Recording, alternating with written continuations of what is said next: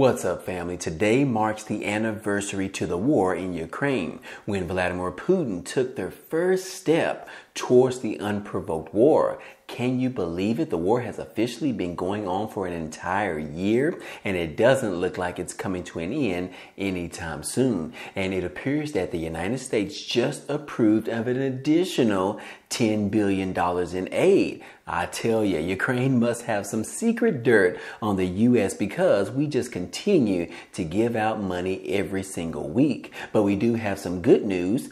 China is calling for Russia to cease fire. I've got the details to share with you in just a moment, but first, you already know what to do. Make sure that you are subscribed to the channel as well as hit the like button for the YouTube algorithm. Now let's go ahead and start with the video. Starting off, there is a winter storm that is pretty much going across the United States. And so far, guys, 1 million people are left without power as this winter storm continues to take grips of the United States, as well as California is receiving some of this. And we are talking about Southern California, which is pretty shocking. But it does say that a sprawling high-impact winter storm continues to affect the lower 48 states, with the worst effects felt in the upper Midwest, Northeast, and the West Coast on Thursday. Now, ice took down trees, power lines overnight in Michigan, leaving nearly 749,000 customers without power.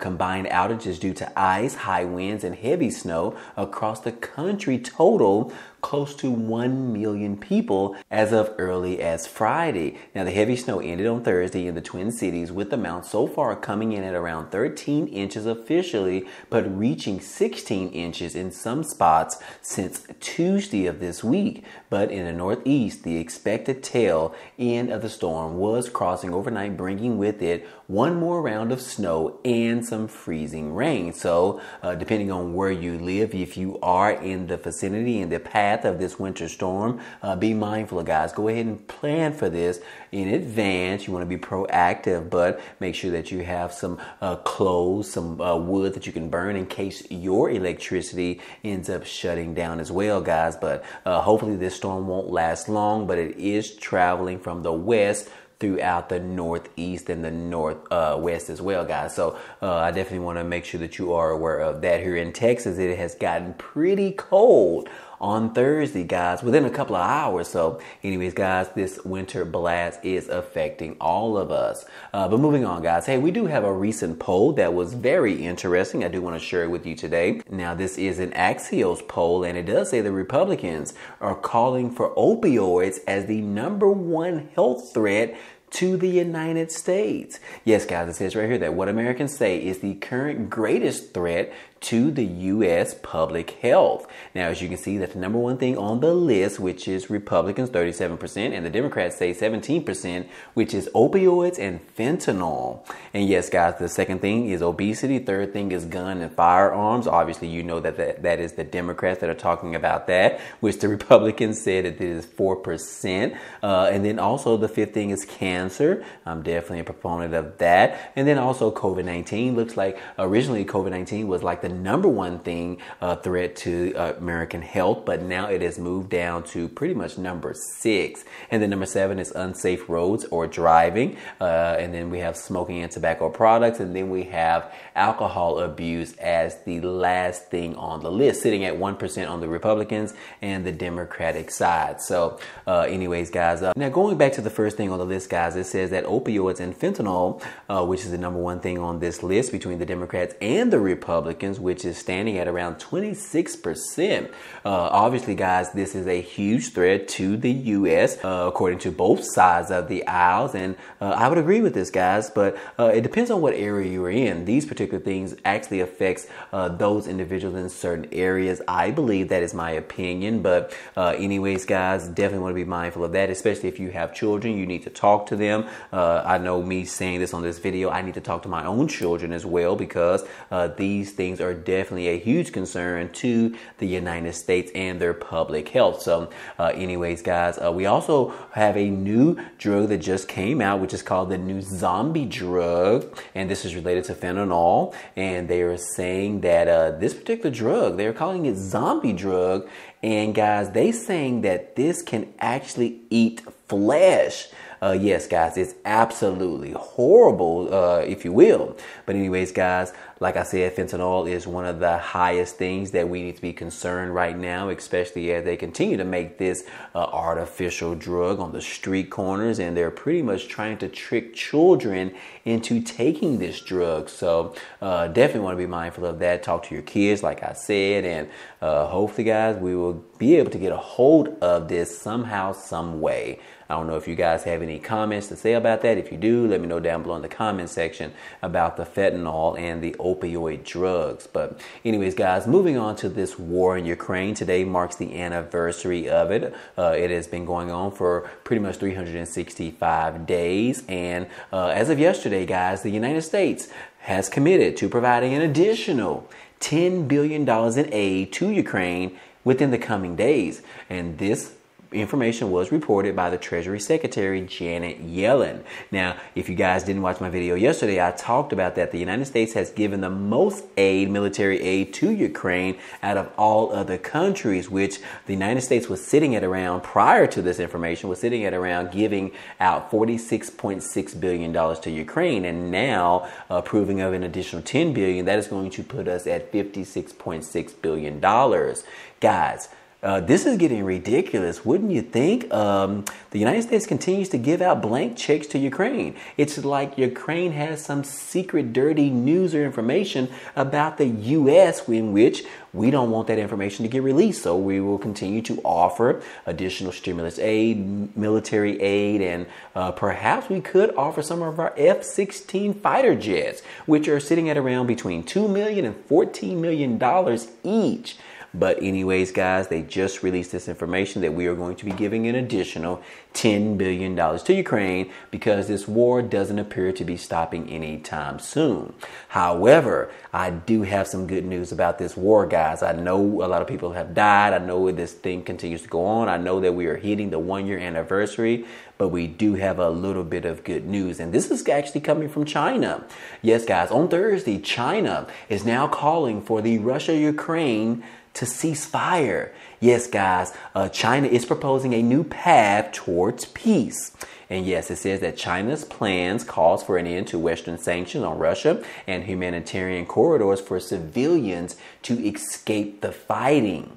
Yes, guys, it says that China has called for a ceasefire between Ukraine and Russia and a gradual de-escalation of the situation that will pave the way for peace talks as part of a 12-point proposal to end the conflict in Ukraine. Now, the plan by China, which was released on Friday morning by the foreign minister and coincides with the first anniversary of Russia's invasion of Ukraine, urges an end to the Western sanctions against Russia, the establishment of humanitarian corridors for the evacuation of citizens, and steps to ensure the export of grain after disruptions caused global food prices to spike in 2022.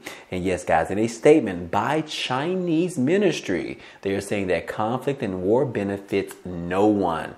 No one benefits from this, guys. But anyways, they also said that all parties must stay rational and exercise restraint, avoid fanning the flames and aggravating tensions, and prevent the crisis from deteriorating further or even spiraling out of control. Now, these are some very strong words coming directly from China's ministry. And I will say this is definitely positive in regards to this war in Ukraine.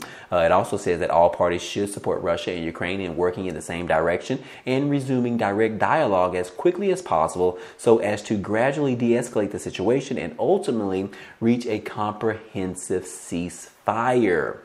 Yes, guys, this proposal mainly elaborates on long-held Chinese positions, including that all countries' sovereignty, independence, and territorial integrity be effectively guaranteed. The plan also called for an end to the Cold War mentality, which is Beijing's standard term for what it regards as global dominance by the United States and its interference in other countries' affairs, which I'm sure that China is referring to the U.S. interfering with China attacking Taiwan as well. So anyways, guys, it's interesting to see that they threw that in there on this ceasefire for Russia and Ukraine. But anyways, guys, Beijing, which claims to be neutral in the conflict, has no limits relationships with Russia and has refused to criticize Moscow's invasion of Ukraine or even refer to it as such. It also accused the West of provoking the conflict and fanning the flames by providing Ukraine with additional military arms. So